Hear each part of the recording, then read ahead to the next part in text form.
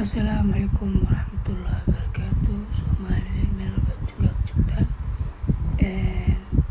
Alxamdulillaah, ilaah mahad iska leh.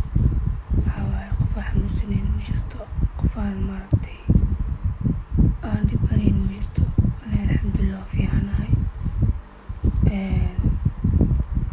Waxaa waaye dadka oo baraha bulshada wax soo dhigayana joojiyaan.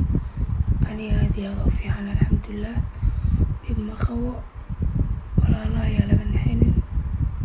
Idinkana amar walbo dowladda idin dhahdo sameeya, guryihiina jooga, gacmihiina dhaqa, isku dadaal familkiina iyo walaalihiinaba ku dadaal insha Allah.